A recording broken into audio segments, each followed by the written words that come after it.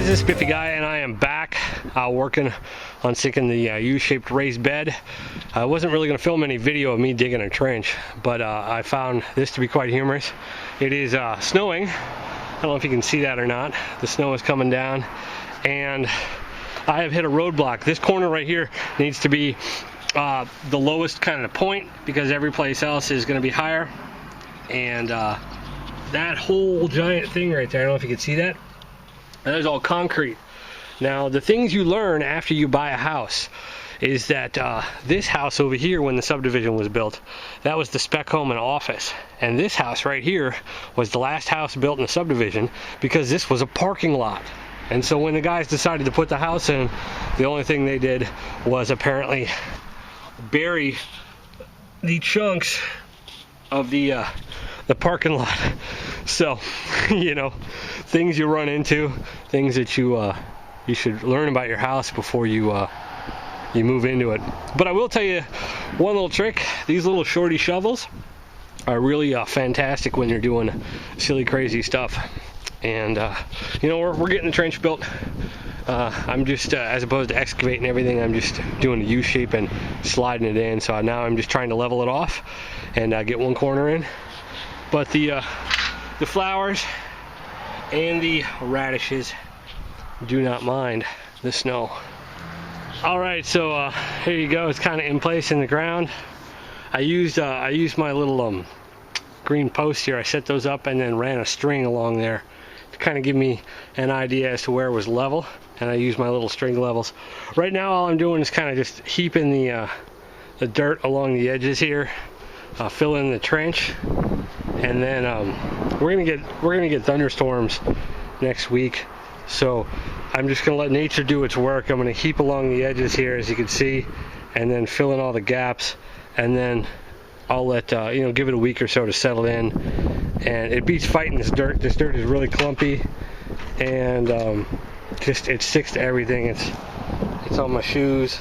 You can see that. It's horrible dirt, which is why I'm building the raised bed in the first place.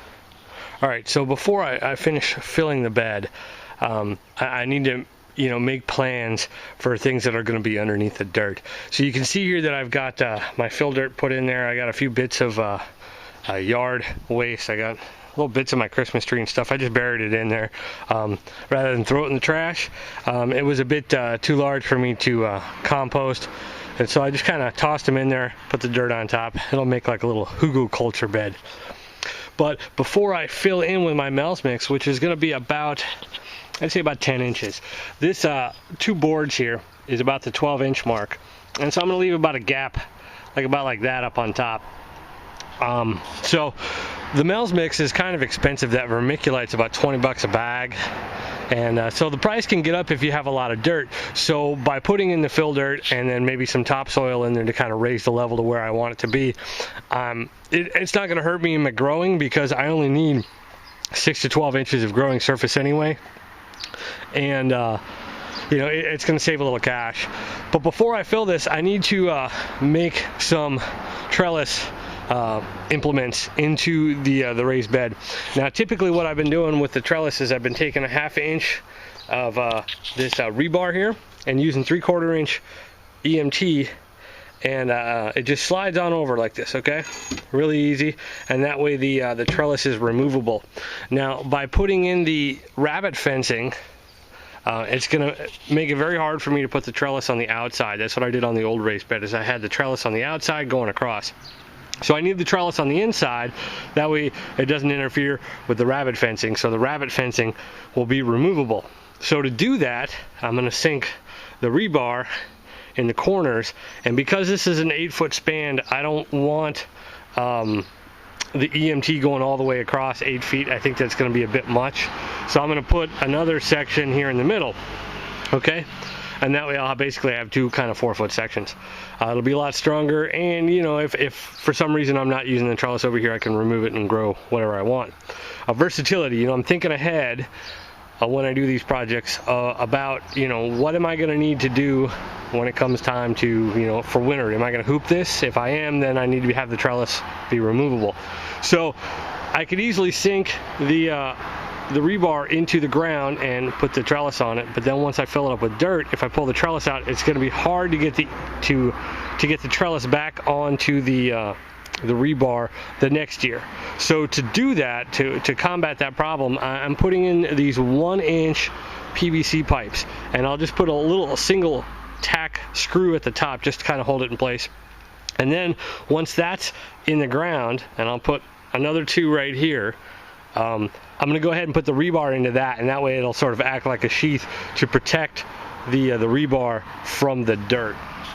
Alright guys, so the plot thickens here. You can see this is a 36-inch rebar, and I sunk it down to just a little bit hanging out above. That way I have something to put my trellis on and slide it down. But I ran into a problem. You remember that big giant piece of concrete that I decided I didn't want to dig up on this corner over here? Well, that concrete apparently runs all the way along here, because when pounding the rebar in, I can't get it in more than an inch at the most. So I think what I'm going to do is I only put 1 screw in here just to kind of tack it in. I think what I might do is I might screw it in maybe 3 times just to get it screwed in there. I don't know if I have a screw that is short enough to go this way. Maybe too long and stick out, and I certainly don't want that. And then I'm just going to go ahead and do it like that and hope. We'll have to see if that's stable enough, if these screws hold it on. It seems pretty stable right now. The big question is whether there's a load of plants on there, whether, you know, when we get heavy winds around here like tornado stuff, whether that's going to be a problem or not. I guess we'll have to see, but you got to improvise. So one suggestion though, and I don't know if you could see that in there or not, but I used a step drill bit to drill out this hole so I could get my screw gun in there and drill it in. And I drilled a pilot hole with my little quick speed chuck, and it has a little countersink on it, and that helps get the screw into the corner as best as possible so it doesn't impede the pipe going in. So that's what we're gonna do. I'm gonna pull these out, take them back downstairs on the drill press, and do the step drill, and you know, just go from there. You gotta make it up as you go. So you can see I got topsoil down. I put in about, I don't know, about 10 bags worth of topsoil. I had a whole bunch of leaves left over from last year, so I put a layer of leaves down as sort of one to put organics into the soil and help maybe turn that crappy clay I got down on the bottom into actual real dirt, and also to kill off any weeds or grass or anything that's going to kind of come up on the shallower sides over here. So before I can do the trellis though, I need to, you know, first I'll figure out how tall I want the trellis, but I'm going to measure the height of the trellis off the top of the bed. So I need to know how deep my pipes go. So what I did is I just dropped the pipe in there, pulled it up with my finger on the end, and then measured to see how long that is. And that way when I go to cut my pipes, if I want let's say a 7-foot trellis, I know that I need to add whatever that number is to it to get that one side. And I went ahead and measured each one of these, and they are different. As it slopes away, they get a little bit deeper. So that's an important thing if you want to have a nice level trellis across the top. Alright guys, so we got a nice day today, so I'm working on the rabbit fencing. The idea behind this is that it's going to be a minimum of 36 inches high to keep any of those pesky rabbits out of my garden. So what I'm using for material is these 1x2s.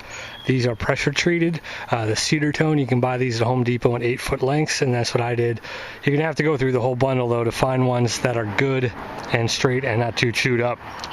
Okay, so for the rail system, what I did is I just took a regular fence picket and I cut a 6-inch piece of 1x2 and screwed that in. That's sort of my standoff, so these will slide in, okay? And that's all I'm doing, is just sliding them in, taking them out. It's not really designed to be load bearing, but it will do the job of the rabbit fencing.